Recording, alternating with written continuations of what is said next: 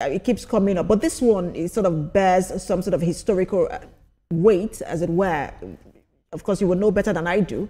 1969, 1983. We're back at that again. What's your reading of this particular situation? I think this one is a bit different from the others. What a lot of people have failed to talk about is what caused what happened in 1969 and 1983. 69 was an unfortunate year because the war was still on, so that should never have happened.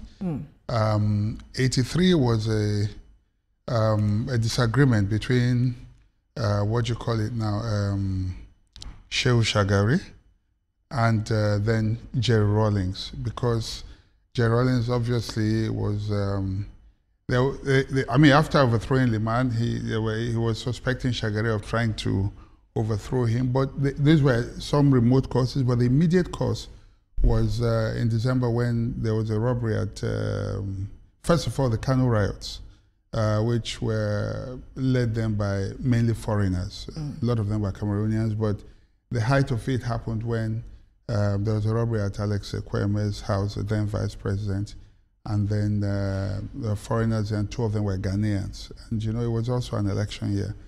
In a bid to assuage Nigerians' feelings and probably gain more popularity, then of course they were, it wasn't exactly Ghanaians being targeted, but they were in the majority, you know, and then of course the issue of Ghana must go and all that, because they were in our faces, they were in our schools teaching, they were in our neighborhood, you know, doing menial works and all that.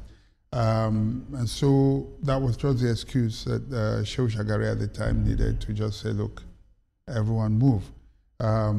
But in this particular case, of course, you know that what precipitated it, when you see things like this happen, there may have been remote causes, but there's always an immediate cause. The guy who was trying to set up a village in Ghana, you don't do that, especially in people's faces, you know, things that we need to be discreet.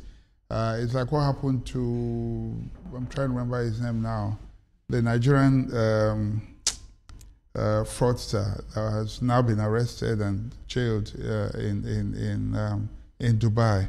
I'm trying to remember his name. I can't quite remember. I think I know it. I'm also trying to remember his name as well. Most of our listeners would know who I'm talking about. The things you do.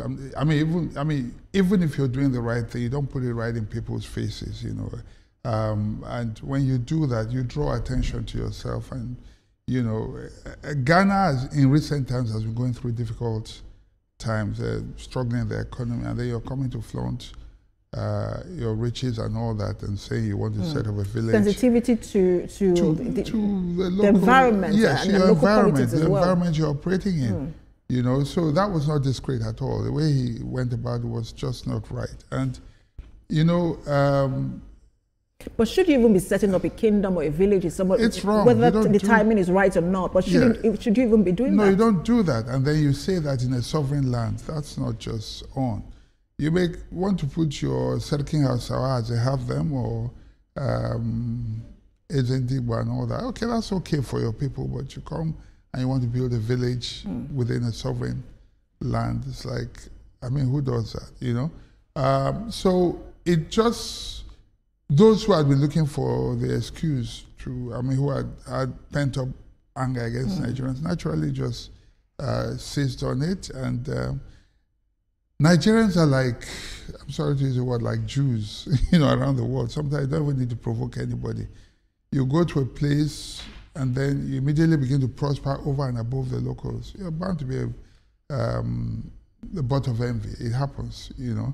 But Nigerians have also lived very well with Ghanaians. Nigerians have a good track record, not just in Ghana, but in so many other parts of the country, but a few bad eggs. Now, what are the accusations? They talk about prostitution. Who patronizes the prostitution? The prostitutes. Who provides accommodation for the prostitutes? You know, these are questions we need to ask as well. Prostitution cannot thrive in isolation. You know, obviously, if there's a buyer, there will be a market. Okay, and so the issue of kidnapping and the rest, and rituals and all that. I mean, It's easy to point as a Nigerian, but this is something that's also local. Absolutely. Maybe some of it exaggerated, but yes, you also have to know that there are local collaborators if it does exist.